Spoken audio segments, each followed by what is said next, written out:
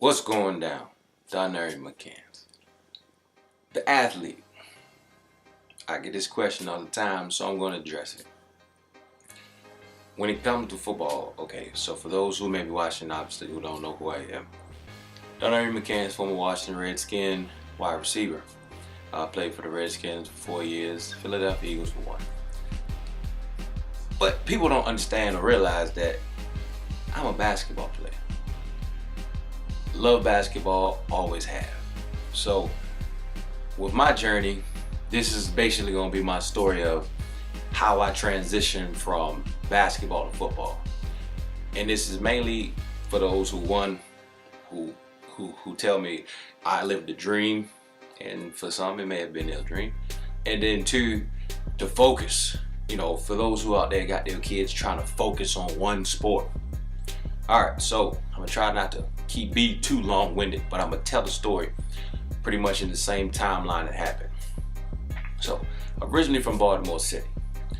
Now in Baltimore, anybody from the city, you play alley ball. Wasn't no such thing as basketball. You played alley ball, at least from when I started off. And alley ball is bang, bang, hit, bang, get to the rim. Double dribble, travel, all that good stuff. You just trying to dunk on somebody, put your numbers up. Most of the time we play 50 put out. So, you count by fives. Wasn't too much addition and subtracting and all the stuff when I got into the count. So that was the origin of when I started basketball. Now, around 8, 9 years old, I moved out to Howard County, Columbia, Maryland. We playing basketball with the guys in the neighborhood, and I'm used to alley ball. And they were like, travel, double dribble. And I'm like, what's that? So eventually this guy by the name Donald Wallace, who ended up being my best man, basically gave me the basics of basketball. And from that, I fell in love. And as you can see, this was my guy. So not from Atlanta, but whatever this guy did, Dominique Wilkins, I started watching him. They call him the human highlight reel. So that's what I started to aspire to be. So once he introduced me to it, I started following Neat and watching his game. So from that point, from 9 years old, I played basketball. So I didn't play organized ball until I got to high school. So my first, freshman year, Sutler, he was like, hey, we gotta run a mile. I'm like, what we need to run for? And I'm like, no, we playing basketball. Run a mile? What I'm running a mile for? He's like, you gotta make sure you're in shape. And I'm like, dude, I've been playing basketball every day, before school, after school, during school, since I was 9. In shape, basketball shape, that's not even a question. That's all I do. We used to play basketball before the national anthem, play basketball at recess, play basketball after school, play basketball after football practice. So for me, basketball was it. At 12 years old, I decided that I was going to play basketball and use it as a tool to pay for school. That was my goal, to use basketball as a tool to pay for school. So that was the plan. That's what I was going to do. So from that point, I played all 4 years in high school basketball. I played 2 years of JV football and 1 year of varsity football. And ironically, I got a football scholarship. But in the meantime, it was just me constantly working on my game, because I knew I was going to go to school to play basketball. That was my dream. My dream was to play college basketball. Now, I also went to 3 different high schools. Went to Wild Lake, went to Oakland Mills, and I finished up at Arundel. Now, you gotta understand how that's probably tough for a scout to follow you and try to keep track of you when you constantly move in different areas of the county, and then I moved completely out the county. So nobody was tracking me. Now, within the meantime, I've made all state, made all county, made all region, whatever they call it. And I've been on the All-Star games with the Baltimore boys and the DC boys, who ended up, most of them I played against or played with at some point in time, went to the top Division I's, and I couldn't figure out why I wasn't getting looks, why I wasn't getting the same feedback when I'm on the team. The city boys used to call me County Boy because they couldn't pronounce my name. So they was a county boy. So, you know what I mean, I just rolled with it. I just tried to play ball and I didn't want no smoke. So, you know, I kind of rolled that. But I couldn't figure out why I wasn't getting those same looks. Now, in the position I'm in now, I understand, I know. But for the most part, at 17, 18, big head, I'm playing against the top boys in the city.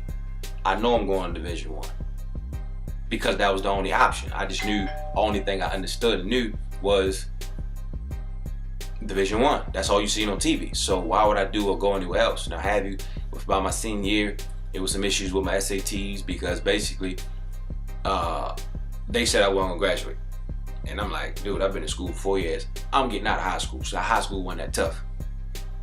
So basically, the fact that I went to 3 different high schools, by the time they correlated all my transcripts, I was basically done.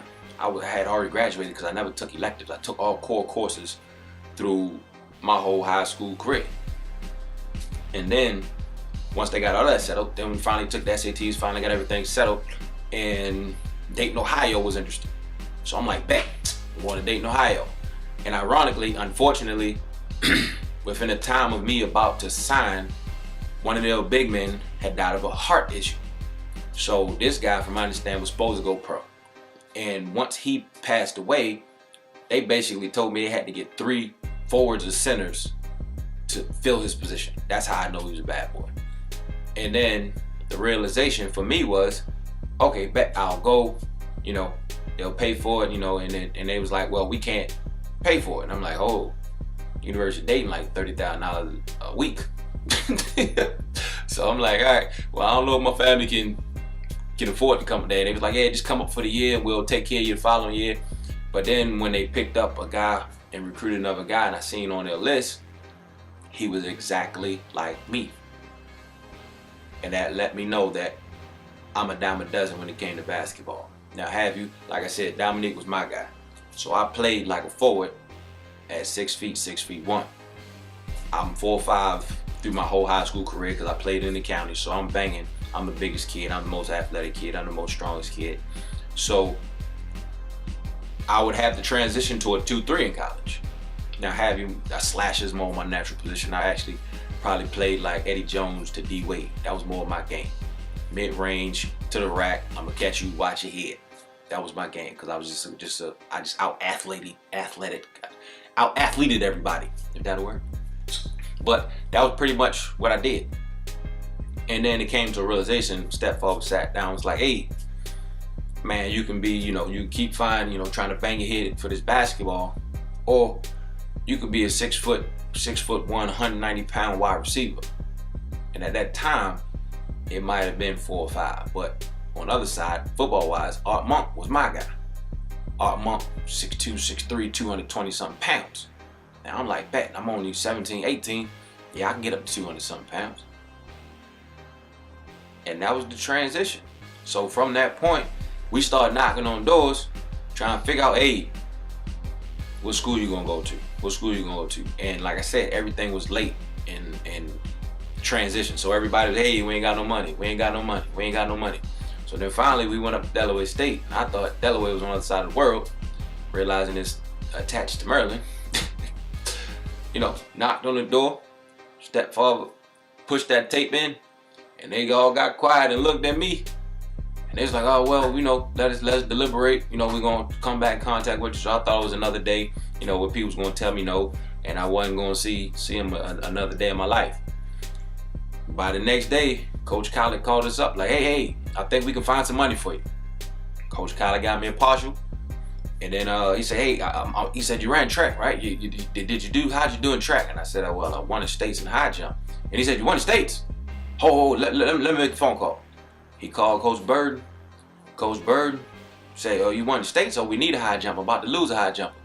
And Coach Bird gave me some money. So that fulfilled both sides of my contract when it came to Delaware State and getting the full scholarship. So for 4 years at Delaware State, I was a dual athlete.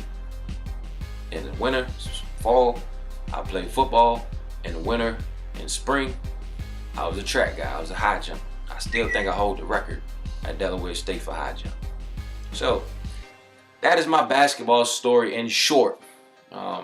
So like I said, for y'all out there, y'all young athletes, man, that whole focusing, I want you to meet, if you get a chance to meet any professional athlete, I want you to ask them how many sports did they play. And I'm not saying that you're gonna go pro, but you gotta understand being a dynamic athlete benefits your main sport. I still play basketball. I love basketball. I still understanding the basketball is just much easier. It's a simple game to me. Football is what I had to learn. And I didn't learn football until my 5th year in the NFL. So, you know, by the time I was really learning how to play the game, they was like, thank you very much. And I slowly bowed out, got married, had kids. Now I am where I am. I'm a coach, philanthropist, personal trainer. So that's Darnarian McCants, the athlete, in short of my basketball story.